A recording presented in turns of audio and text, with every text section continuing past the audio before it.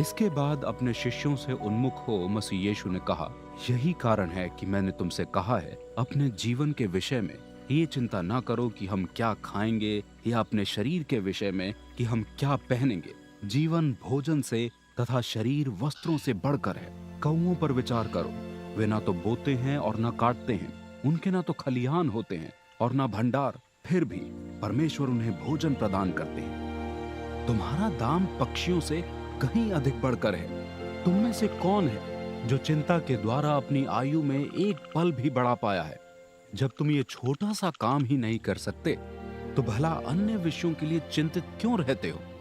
जंगली फूलों को देखो, वे ना तो कटाई करते हैं और ना बुनाई, परंतु मैं कहता हूं कि राजा शलोमोन तक अपने सारे ऐश्वर्य में इनमें से एक के तुल्य भी सजे न थे।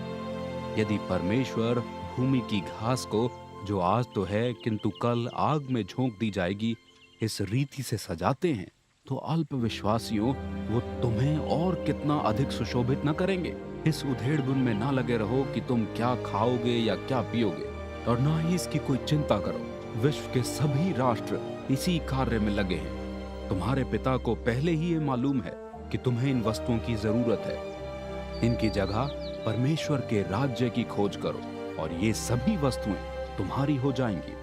तुम जो संख्या में कम हो, भयभीत ना होना, क्योंकि तुम्हारे पिता तुम्हें राज्य देकर संतुष्ट हुए हैं। अपनी संपत्ति बेचकर प्राप्त धनराशि निर्धनों में बांट दो।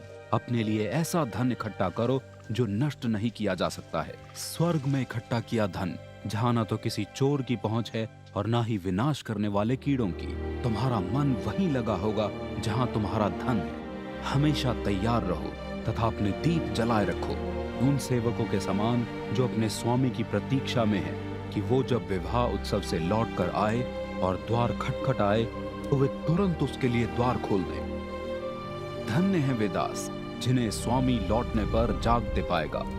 सच तो ये है कि स्वामी ही सेवक के वस्त्र धारण कर उन्हें भोजन के लिए बैठाएगा तथा स्वयं उन्हें भोजन परोसेगा। धन्य हैं वे दास जिन्हें स्वामी रात के दूसरे या तीसरे प्रहर में भी आकर जाग दे पाए। किंतु तुम ये जान लो, यदि घर के स्वामी को ये मालूम हो कि चोर किस समय आएगा, तो वो उसे अपने घर में घुसने ही ना दे। इसलिए तुम भी हमेशा तैयार रहो, क्योंकि मनुष्य के पुत्र का आगमन ऐसे समय पर होगा जब तुमने उसके आगमन की आशा भी ना की होगी।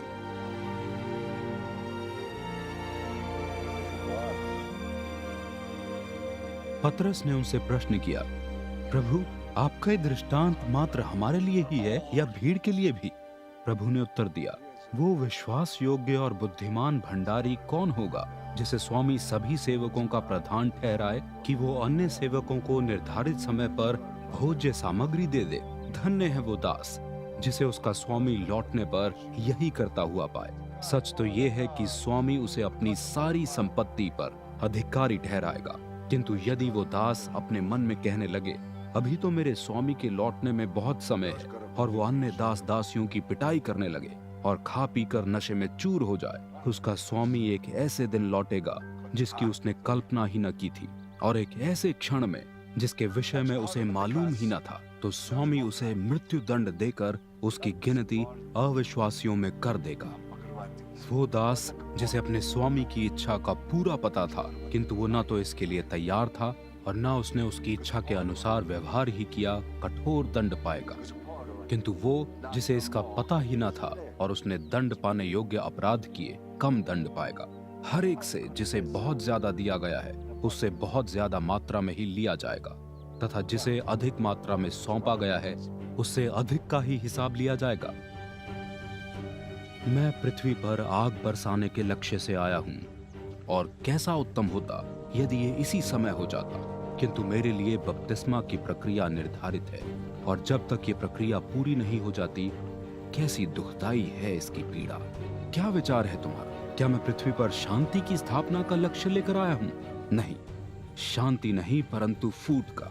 अब से 5 सदस्यों के परिवार में फूट पड़ जाएगी। 3 के विरुद्ध 2 और 2 के विरुद्ध 3।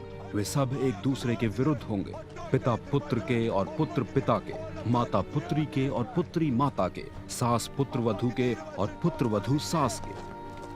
भीड़ को संबोधित करते हुए मसीह यीशु ने कहा, जब तुम पश्चिम दिशा में बादल उठते देखते हो तो तुम तुरंत कहते हो बारिश होगी, और बारिश होती है। जब पवन दक्षिण दिशा से बहता है तुम कहते हो अब गर्मी पड़ेगी, और ऐसा ही हुआ करता है। पाखंडियों, तुम धरती और आकाश की ओर देखकर तो भेद कर लेते हो, किंतु इस युग का भेद क्यों नहीं कर सकते? तुम स्वयं अपने लिए सही गलत का फैसला क्यों नहीं कर लेते? जब तुम अपने शत्रु के साथ न्यायाधीश के सामने प्रस्तुत होने जा रहे हो, पूरा प्रयास करो कि मार्ग में ही तुम दोनों में मेल हो जाए, अन्यथा वो तो तुम्हें घसीट कर न्यायाधीश के सामने प्रस्तुत कर देगा। न्यायाधीश तुम्हें अधिकारी के हाथ सौंप देगा और अधिकारी तुम्हें जेल में डाल देगा। मैं तुमसे कहता हूं कि जेल से बाहर आने के कार्य में तुम कंगाल हो जाओगे।